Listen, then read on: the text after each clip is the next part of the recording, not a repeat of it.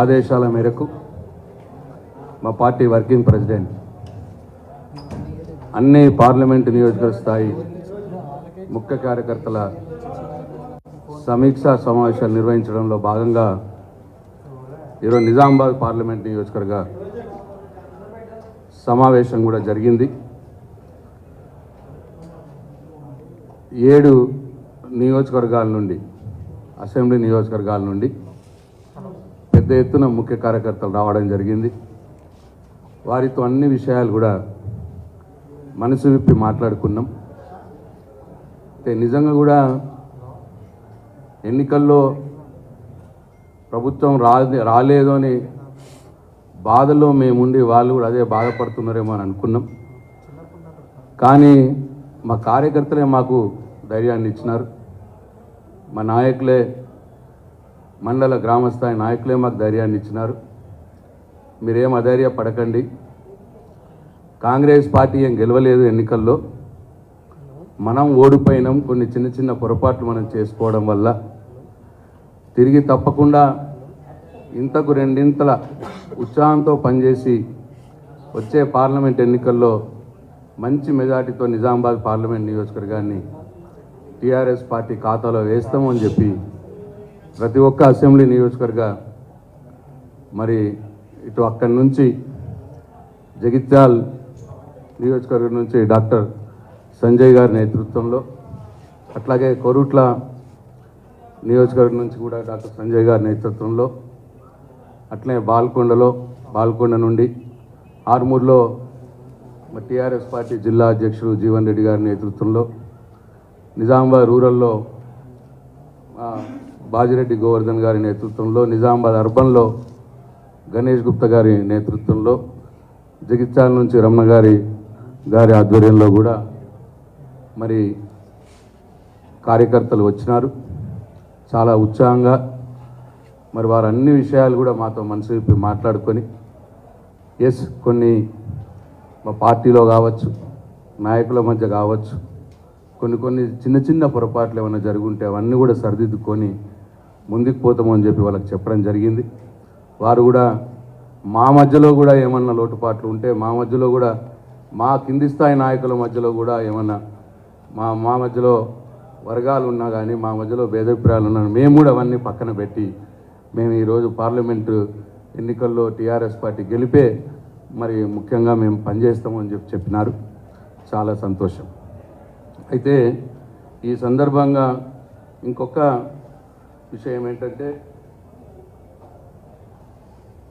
ఇవాళ నిన్నటికి ఈ తెలంగాణలో ఏర్పడ్డ కొత్త ప్రభుత్వం, రేవంత్ రెడ్డి గారి ప్రభుత్వం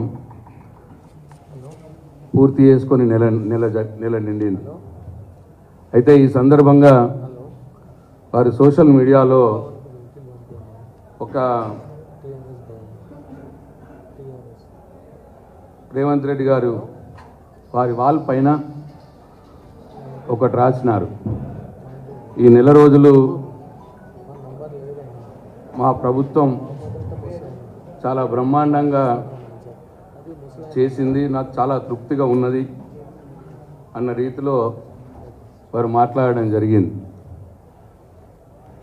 అయితే వారు మాట్లాడుతూ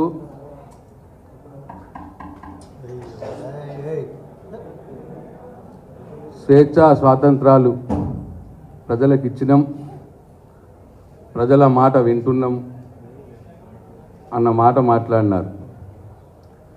చెప్పండి అది. అయితే నేను అడుగుతా ఉన్నా ముఖ్యమంత్రి గారిని, రేవంత్ రెడ్డి గారిని,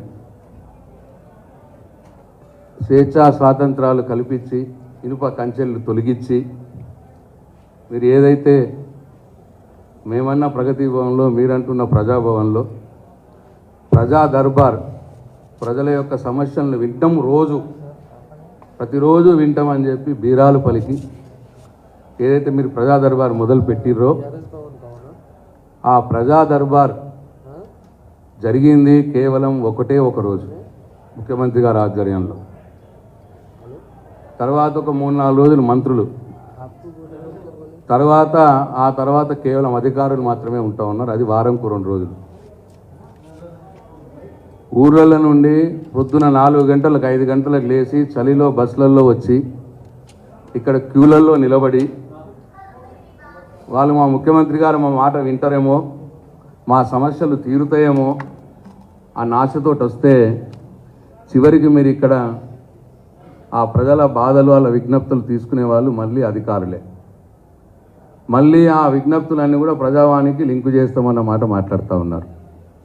నెల రోజుల్లో మీరు సాధించింది ఇదేనా అని చెప్పి నేను గౌరవ ముఖ్యమంత్రి గారిని అడుగుతా ఉన్నాను. అట్లనే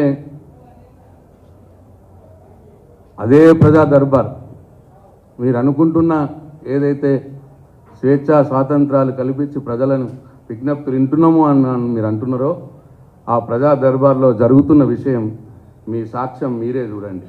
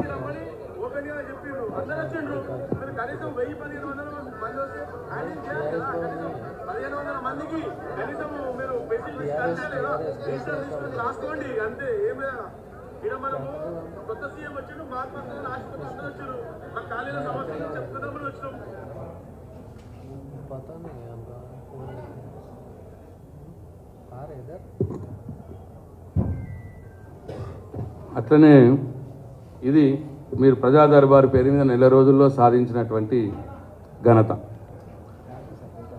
అట్లనే నేను ఇవాళ అడుగుతూ ఉన్నాను గౌరవ ముఖ్యమంత్రి గారిని, మీకు శ్వేతపత్రాలు విడుదల చేయడం చాలా ఇష్టం కదా, చాలా ఇంట్రెస్ట్ కదా.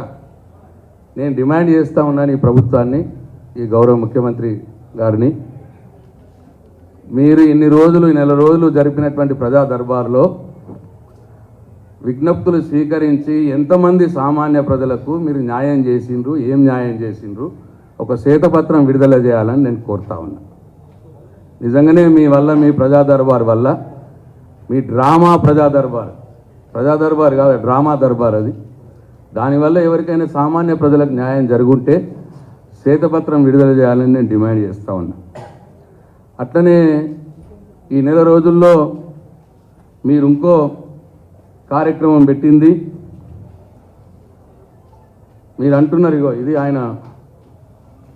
ఆయన ఫేస్బుక్ వాళ్ళలో వచ్చినది, సేవకులమే తప్ప పాలకులం కాదన్న మాట నిలబెట్టుకుంటూ పాలనను ప్రజలకు చేరువ చేస్తూ పాలనను ప్రజలకు చేరువ చేశారట ప్రజాపాలన ద్వారా. ఇవాళ ప్రజాపాలన అని పెట్టి మీరిచ్చిన హామీలని మీరు అమలు చేయకపోగా, అమలు చేయడానికి అవకాశం ఉన్నా ఎందరు ఇల్లు లేని వారు ఉన్నారు, ఎందరు ఇల్లు జాగా లేని వారు ఉన్నారు, పెన్షన్లు 2000 ఎవరికి వస్తున్నాయి, రైతు బంధు 10,000 ఎవరికి వస్తున్నాయి, అదంతా డేటా మీ దగ్గర ఉన్నది, గవర్నమెంట్ దగ్గర. ఆ అవకాశం ఉన్నా మీరు హామీలు అమలు పలచలేక దాన్ని కాలయాపన చేయటానికి ఒక ప్రజాపాలన అని ఒకని పెట్టి ఇవాళ ప్రజలందరినీ కూడా రోడ్ల మీదకి తెచ్చినారు. మీరు అవసరం లేదు, అప్లికేషన్ తీసుకునాల్సిన అవసరం లేదు, చాలా మీ హామీలకు ఆల్రెడీ ఉన్నాయే, దాన్ని పెంచుతాము అని చెప్పినారు. ఆ డేటా మీ దగ్గర ఉన్నది. డైరెక్ట్గా పెంచితే సరిపోతుంది. 10,000 రైతు బంధు, 15,000 రూపాయలు రైతు భరోసా చేయొచ్చు, 2,000 పెన్షన్, 4,000 రూపాయలు పెన్షన్ చేయొచ్చు. ఇల్లు లేని వారు ఎవరున్నారో ఆల్రెడీ ఉన్నాయి మన దగ్గర, అన్ని ఎంఆర్ఓ ఆఫీస్లో మొత్తం గవర్నమెంట్ దగ్గర ఉంది. జాగాలు లేని వారి వివరాలు కూడా ఉన్నాయి. ఇవన్నీ కూడా మీరు చేయొచ్చు. కానీ అట్లా చేయకుండా కాలయాపన చేయటానికి ప్రజల్ని మీరు బలి పశువులుగా చేసినారు. ఇక మీ ప్రజాపాలన వల్ల జరుగుతున్న ఇబ్బంది ఒక్కసారి చూడండి.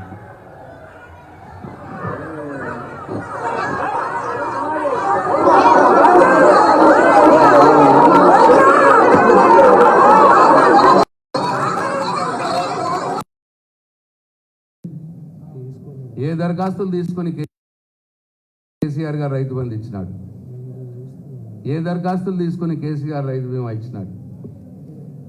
ఇట్లా దరఖాస్తులు అవసరం లేని వాటికి కూడా మీరు దరఖాస్తులు తీసుకొని కాలయాపన చేయడానికి ప్రజల్ని వాళ్ళ రోడ్ల మీకు తెచ్చినారు. ఇదే మీరు చేసింది 4 రోజుల పరిపాలనలో. అట్లనే ఇంకొకటి అన్నారు, పేదల గొంతుక వింటూ యువత భవితకు దారులు వేస్తూ మహాలక్ష్ముల మన ఆడబిడ్డల ముఖంలో ఆనందాలు చూస్తూ రైతుకు భరోసా ఇస్తూ అన్నమాట మాట్లాడేది. ఇక మహాలక్ష్మి ఉంది, దాంట్లో 3 అంటే మొత్తం 420 హామీలో ఇవాళ మీరు అమలు చేస్తున్నది ఒక మహాలక్ష్మి ఒకటే. మహాలక్ష్మిలో ఫ్రీ బస్సు ఒకటి, మహాలక్ష్మిలో ఆడవాళ్ళకు ఫ్రీ బస్సు ఉంది, 2,500 మహిళలకు పెన్షన్ ఉంది, అట్లనే 4,000 రూపాయల పెన్షన్ ఉంది. ఈ 3లో మీరు ఇస్తున్నది కేవలం ఫ్రీ బస్, కేవలం గ్యాస్ సిలిండర్. ఇవాళ మీరు ఇస్తున్నది కేవలం ఫ్రీ బస్సు. ఆ ఫ్రీ బస్సు దాని కథ ఎట్లున్నదో కూడా చూడండి. మీరు అనాలోచితంగా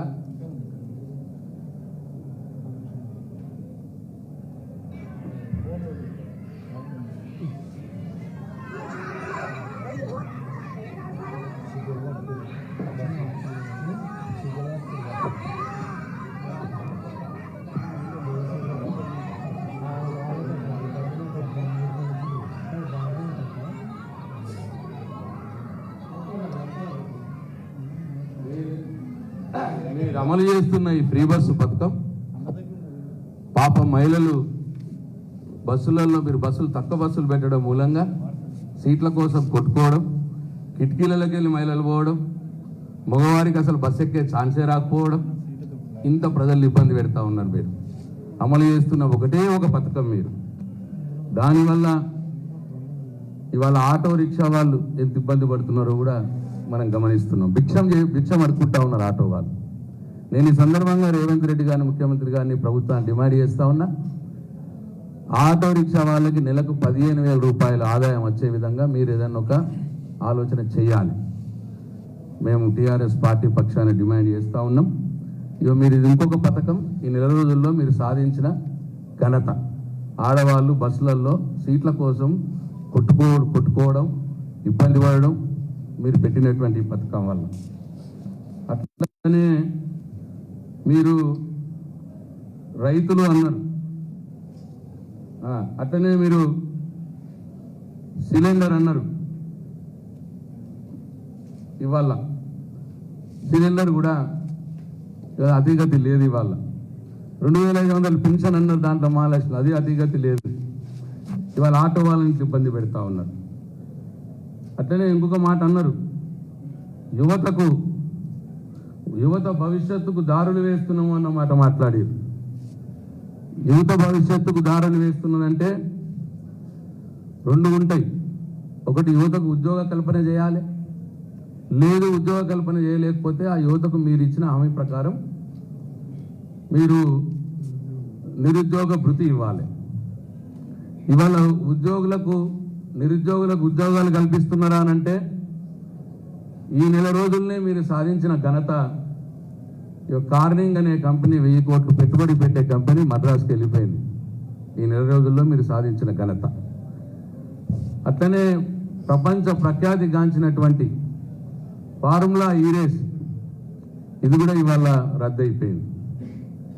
దీనివల్ల తెలంగాణకు ఒక ఇమేజ్ వస్తుంది, ఆ ఇమేజ్ వల్ల కంపెనీలు వస్తాయి, ఆ కంపెనీలు రావడం మూలంగా నిరుద్యోగులకు ఉద్యోగం వస్తుంది. ఇవాళ అది కూడా మీరు నిలుపుకోలేకపోయినారు. ఈ నెల రోజుల్లో ఉద్యోగ కల్పన చేయలేకపోయినారు. ఉన్న ఉద్యోగ కల్పననే మీరు నిలుపుకోలేకపోయినారు. మళ్ళీ అట్లనే ఇవాళ నిరుద్యోగ వృత్తి అంటే ఇవాళ మరీ యూటర్న్ తీసుకుంటున్నారు.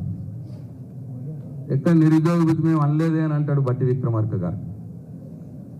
మరి దానికి ముఖ్యమంత్రి గారు కూడా రేవంత్ రెడ్డి గారు దానికి సమాధానం లేదు. ఇవాళ నిరుద్యోగ వృత్తి సాక్షాత్తు ముఖ్యమంత్రి గారు ఆ రోజు వాళ్ళు ఉన్నప్పుడు ప్రియాంక గాంధీ గారు చెప్పినారు, ముఖ్యమంత్రి గారు చెప్పినారు. వాళ్ళ హామీలో మేము చెప్తున్న 420 హామీలో కూడా వాళ్ళది ఉన్నది. ఇవాళ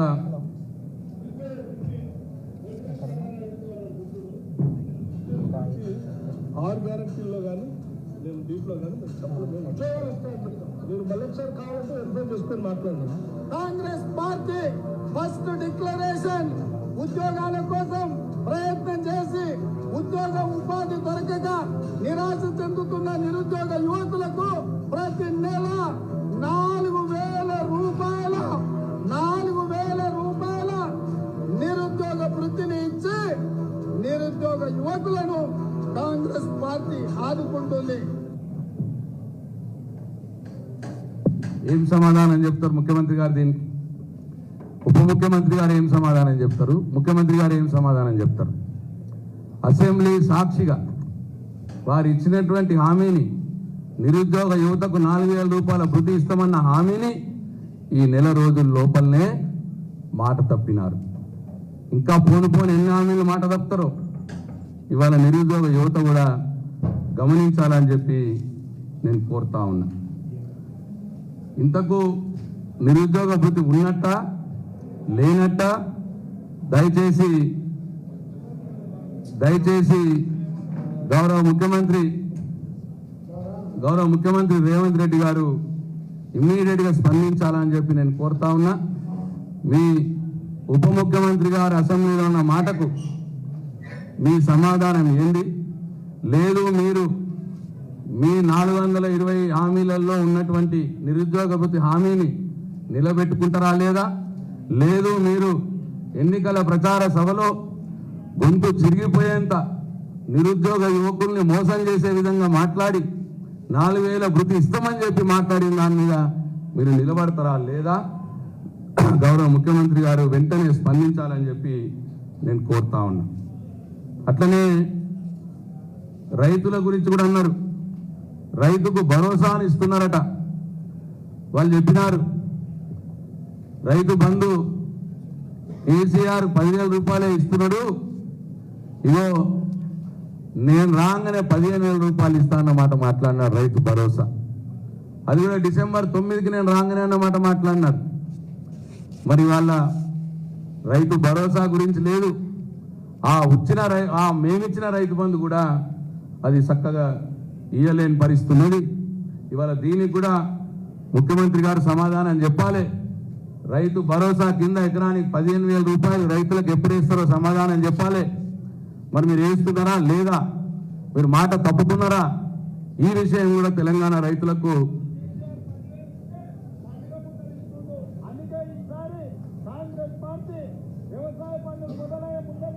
సంవత్సరానికి ప్రతి రైతుకు ఎకరాకు 15,000 రూపాయలు రైతు భరోసా పథకం కింద ప్రతి రైతును ఆదుకునే బాధ్యత కాంగ్రెస్ పార్టీ తీసుకుంటది.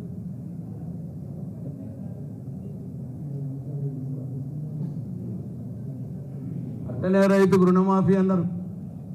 రైతుకు భరోసానిస్తూ 15,000 రూపాయల పెట్టుబడి సాయం పండుగ మొదలే వేస్తామని చెప్పినాడు. పండుగ మొదలు మేము వేస్తున్నమాట, పండుగ ఖర్చు పెట్టుకుంటున్నారట రైతులు. వ్యవసాయం స్టార్ట్ చేసేటప్పుడే వేస్తాం మేము, పంట స్టార్ట్ చేసేటప్పుడు అన్నాడు. మరి వాళ్ళ ఈ రాష్ట్రంలో తుకాలు పడుతున్నాయా? నాట్లు వేస్తున్నారా లేదా? మరి వాళ్ళ ఈ సీజన్లో పంటలు స్టార్ట్ అయినాయా లేవా? మరి దయచేసి గౌరవ ముఖ్యమంత్రి గారు గమనించాలి. మరి అక్కడ రైతులు ఎదురు చూస్తూ ఉన్నారు.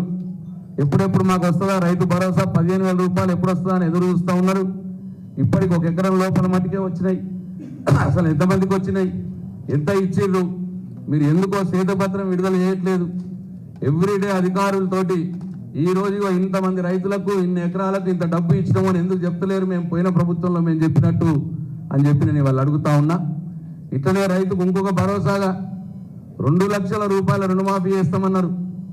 ఇంకా ఎవరైనా లోన్లు లేకపోతే పోయి తీసుకొచ్చుకోండి, నేను రాగానే డిసెంబర్ 9కే రుణమాఫీ చేస్తా అని చెప్పినాడు.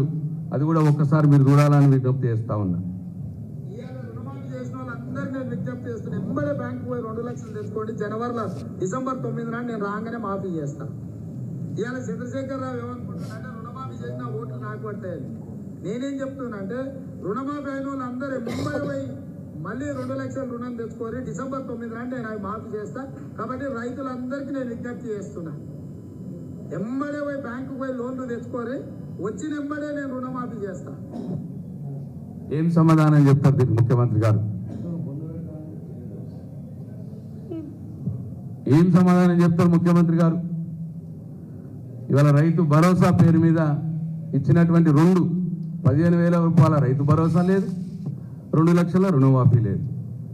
అట్లనే ఇంకో మాట అన్నాడు ఆయన, పెట్టుబడులకు కట్టుబడి ఉన్నాం, పారిశ్రామికాభివృద్ధికి పెద్దపీట వేస్తూ నగరాల అభివృద్ధికి నగిశీలు చెక్కుతూ అని చెప్పి మాట మాట్లాడినాడు. మీరు ఇంతకుముందే చూసినాం, పెట్టుబడులు లేవు, ఉన్నాయి పోతా ఉన్నాయి. నగర అభివృద్ధి అంటున్నాడు. ఇగో ఫార్మా సిటీ, ఇవాళ గౌరవ ముఖ్యమంత్రి కేసీఆర్ గారు, ఇండస్ట్రియల్ మినిస్టర్ కేటీఆర్ గారు లక్షల ఉద్యోగాల కల్పన కోసం ఇవాళ ఫారెన్ ఎక్స్చేంజ్ మనకు ఫార్మా కంపెనీస్ ఇక్కడ వస్తే మరి వాళ్ళు ఎంతో అభివృద్ధి చెందే వీలుండే ఫార్మా సిటీని అవగాహన రాహిత్యంగా ఒకసారి రద్దు చేస్తామన్నాడు, ఒకసారి ఫార్మా విలేజ్ అన్నాడు. ఇష్టం వచ్చినట్టు మాట్లాడుతూ ఉన్నారు. అంత పెద్ద ఒక కార్యక్రమం ఫార్మా సిటీ 1000 ఎకరాల్లో 1900 కోట్ల రూపాయలు ఇదివరకే ఖర్చు చేసి ఇన్ఫ్రాస్ట్రక్చర్ డెవలప్ చేసినటువంటి ఫార్మా సిటీని రద్దు చేస్తాను అలవోక గంటాడు. తర్వాత మళ్ళా 2 రోజులకు కాగానే లేదు విలేజ్ చేస్తామంటాడు, ఫార్మా విలేజ్ చేస్తామంటాడు. అంటే ఏమన్నా అర్థం ఉన్నదా ఆయనకు? ఏం మాట్లాడుతున్నాడు? ఇదేనా ఉద్యోగ కల్పన? ఇదేనా హైదరాబాద్ డెవలప్మెంటు? ఇటువంటి అసంబద్ధ నిర్ణయాలు, అనాలోచిత నిర్ణయాలు వల్లనే హైదరాబాద్ డెవలప్ అవుతుందా? ఒక్కసారి ఆలోచన చేయాలని చెప్పి నేను ప్రజల్ని కోరుతా ఉన్నా. అట్లనే ఎయిర్పోర్ట్ మెట్రో పెడితే ఇవాళ ఎయిర్పోర్ట్ మెట్రోని కూడా రద్దు చేస్తామని ఒకసారి, అలైన్మెంట్ మారుస్తామని ఒకసారి, ఇట్లా అన్ని కూడా అనాలోచితంగా ఇవాళ ఆయన మాటలు మాట్లాడుతున్నాడు. కేవలం 1 నెల రోజులైనా ఇంత విధ్వంసం జరిగింది ఇవాళ తెలంగాణలో, హైదరాబాద్లో, కేవలం 1 నెల రోజుల కాలంలోనే. ఒకసారి గమనించాలని చెప్పి నేను ప్రజల్ని కోరుతా ఉన్నా. అట్లనే ఇవాళ మమ్మల్ని అంటా ఉన్నారు, ఎందుకంత మీరు తొందరపడుతున్నారు, మా హామీల గురించి ఎందుకంత తొందరగా మమ్మల్ని అడుగుతున్నారు అని మాట్లాడుతూ ఉన్నారు. మేం తొందర పడట్లేదు, మీరన్న మాటలే. డిసెంబర్ 9కి నేను రాగానే చేస్తా అన్న మాటలనే నేను ఇవాళ వీడియోలు వినిపించి చూపించిన. అవిటినే మేము అడుగుతా ఉన్నాం, అవిటినే మీకు గుర్తు చేస్తూ ఉన్నాం. ప్రజల పక్షాన ప్రజలకు మీరు మాట ఇచ్చినారు కాబట్టి మీరు మర్చిపోతారేమో అని చెప్పి, మేము ఊరికే మాటల్లో చెప్తే మీకు గుర్తుకు రాదేమో అని చెప్పి మీరు ఈ వీడియోలలో ఇవాళ చూపించడం జరిగింది. మీరే అన్న మాట, డిసెంబర్ 9లో నేను రాగానే అన్న మాట మీరే ప్రతి వీడియోలో మాట్లాడినారు. కాబట్టి అది మీకు గుర్తు చేస్తున్నాం. మేమేమంతా అక్కసుతో లేం మేము, కానీ ప్రజలకు మీరు మాట ఇచ్చారు కాబట్టి మీరే డిసెంబర్ 9 అన్నారు. కాబట్టి ఇవాళ డిసెంబర్ 9 పోయింది, ఇవాళ జనవరి 9 వచ్చింది. నెల రోజులైంది కాబట్టి ఇవాళ నెల రోజులు వెయిట్ చేసినాం.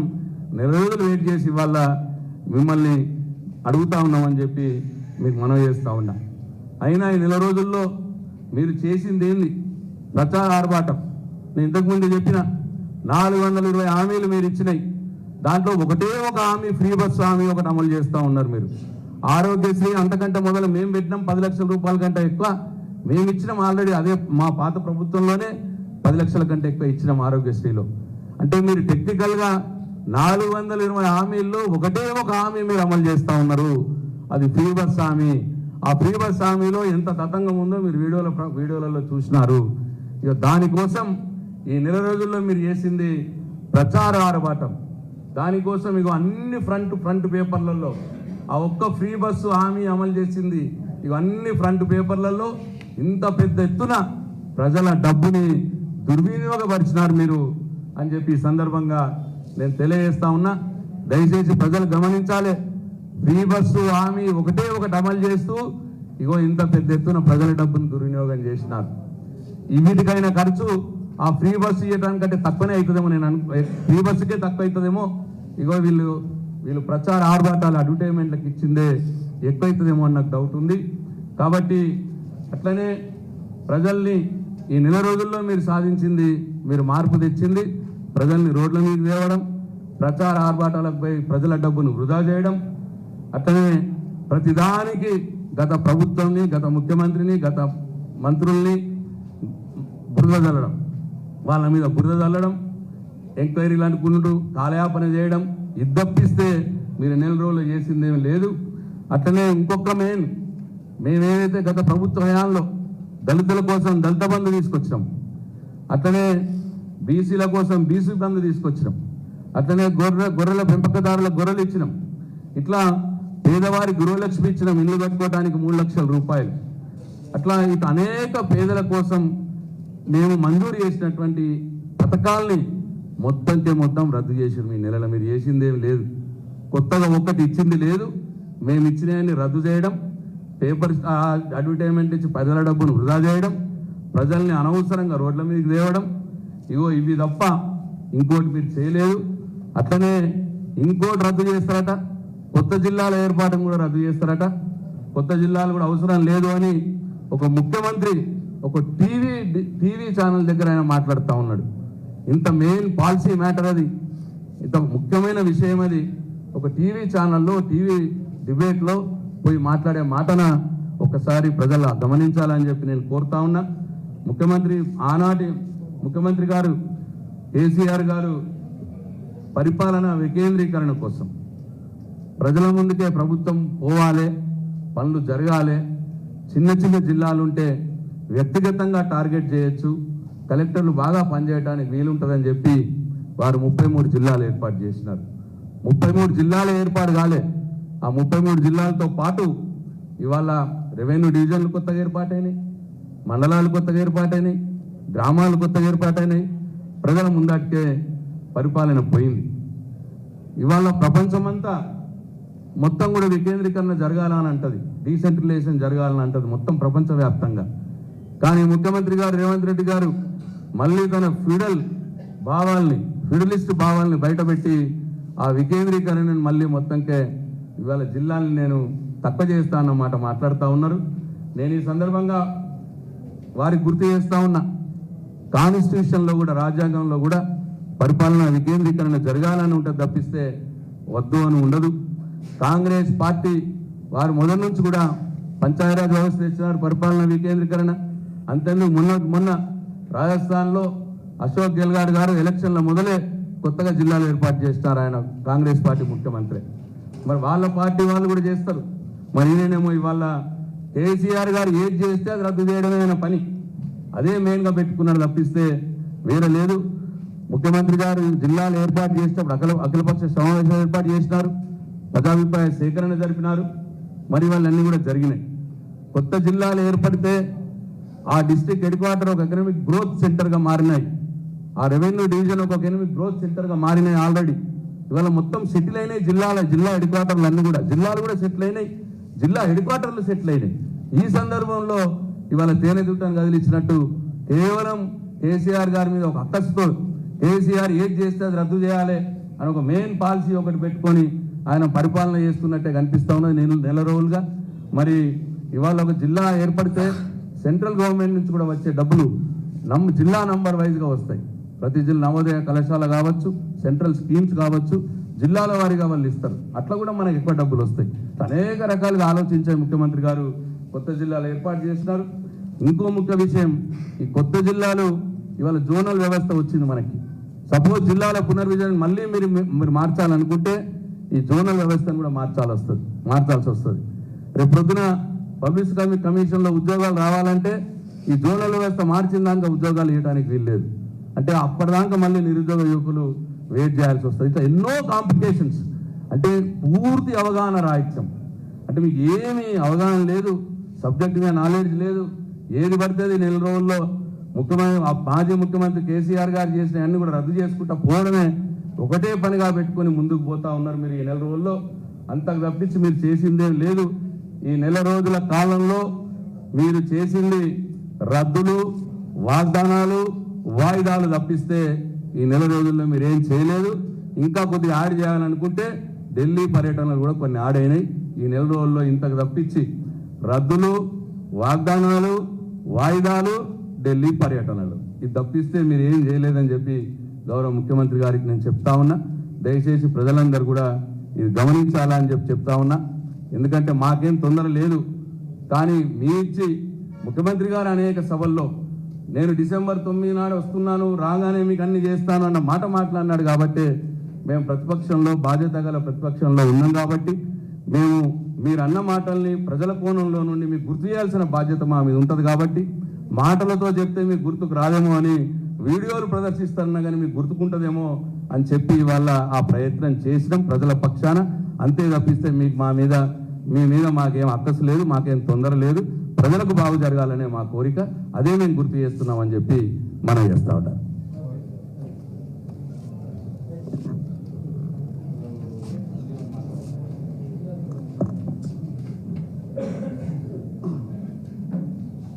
అందరికీ నమస్కారం.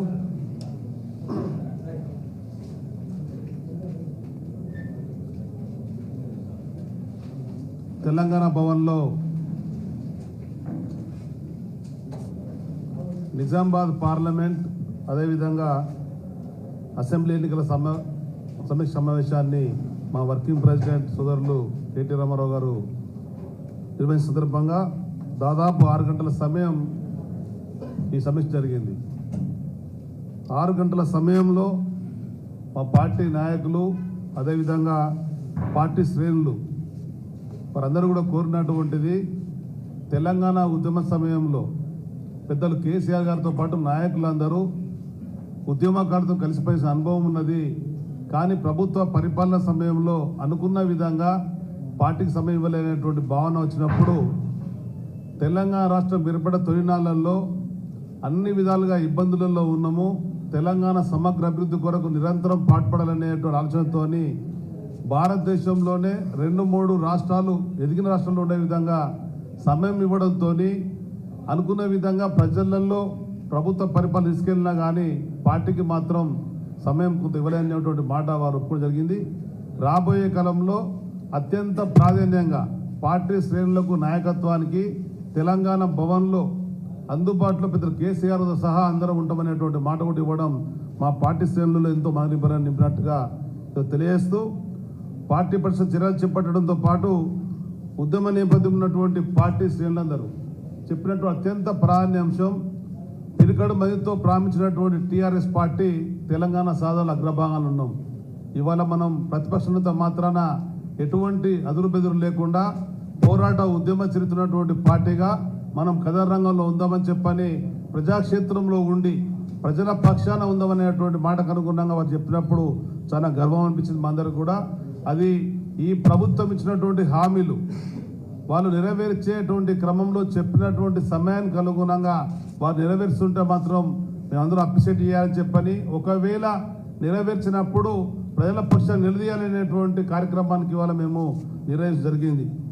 దీనికి తోడుగా ఈరోజు రాష్ట్ర ప్రభుత్వం పదే చెప్తున్నటువంటిది 6th గ్యారెంటీస్ అని చెప్పని. వాస్తవంగా వాళ్ళు ఇచ్చింది 19 రాష్ట్ర ప్రభుత్వ విభాగాలలో ఇతర సమస్యలతో పాటు లెక్క తీస్తే 420 హామీలు ఇవ్వడం జరిగింది. 420 ఇచ్చినటువంటి హామీలన్నీ ప్రజలు నమ్మిర్రు కనుక వీటిని అమలు చేసే బాధ్యత కాంగ్రెస్ ప్రభుత్వం మీద ఉంది. కాంగ్రెస్ పార్టీ కళ్ళబొల్లి కబుర్లు చెప్పి మేము 6 గ్యారెంటీలు అని చెప్పని మభ్య పెట్టి మసిపూసే కరడుకరంగా చేస్తుంది కనుక ఎట్టి పరిస్థితుల్లో 420 హామీలను అమలు చేసేటువంటి బాధ్యత ప్రభుత్వం తీసుకోవాల్సిందే. ఆ ప్రభుత్వం తీసుకునేంత వరకు పార్టీ పక్షాన నిలదీయాలనేటువంటి మాట కూడా మాటలు జరిగింది. ఉదాహరణ ఒకనాడు పెద్దలు కేసీఆర్ ఒక మాట చెప్పడం జరిగింది. కాంగ్రెస్ పార్టీ వేలంలో ఏ విధంగా అయితే ఒక వస్తువును కొంటామో ప్రభుత్వ పరిపాలన పగ్గాలు చేపడాలి చూస్తున్నాయని చెప్పని అది స్పష్టంగా ఇవాళ కనబడుతున్నది. వాళ్ళ అధికారంలోకి వచ్చిన తర్వాత ఈ నెల రోజులలో కేవలం నెల రోజులలో 5 సార్లు ముఖ్యమంత్రి ఢిల్లీకి వెళ్ళిండు అని చెప్పంటే ఎంత బలహీన ముఖ్యమంత్రి మనకి ఇవాళ అర్థమవుతున్నది. కేంద్ర ప్రభుత్వం దగ్గరికి వెళ్ళినటువంటి ముఖ్యమంత్రి తొలి ప్రయత్నంగా ఏదైతే పాలమూరు ఎత్తిపోతల పథకం ఉందో దానికి సంబంధించింది జాతీయ ప్రైవేట్ హోదా ఇస్తామని చెప్పినటువంటి మాట ప్రజలలో అనేక సజపరిగింది. మొట్టమొదటి సమావేశంలోనే కేంద్ర ప్రభుత్వం ఇవ్వని చెప్పంటే నోరెళ్ళబెట్ట పరిస్థితి వచ్చింది. కానీ కేంద్ర ప్రభుత్వం నిర్ణయానికి అవసరమైతే అఖిలపక్షం ఏర్పాటు చేయండి, అన్ని పార్టీలు పిలవండి, అన్ని పార్టీల సహకారం తీసుకోండి. కేంద్ర ప్రభుత్వం దగ్గర మన తెలంగాణ గలవిప్పే విధంగా ఉండాలి. కానీ వారు నోళ్ళు పెట్టొచ్చేటువంటి పరిస్థితి అలా కనబడ్డది అంటే అనుభవం రాస్తున్నటువంటి ప్రభుత్వంగా స్పష్టంగా ఇవాళ కనబడుతున్నది. ఈ అనుభవం లేని ముఖ్యమంత్రి వాళ్ళ ఈ నమ్ముకున్నటువంటి ప్రజానికానికి అన్యాయం జరగద్దని చెప్పని, ప్రజల పక్షాన ఉండాలని చెప్పని ఇవాళ టీఆర్ఎస్ పార్టీ బీఆర్ఎస్ పార్టీ నిర్ణయించుకున్నది. దానికి అనుగుణంగా ప్రజాక్షేత్రంలో ఉండడానికి మా పార్టీ కార్యకర్తలు కార్యముఖులవుతున్నారు.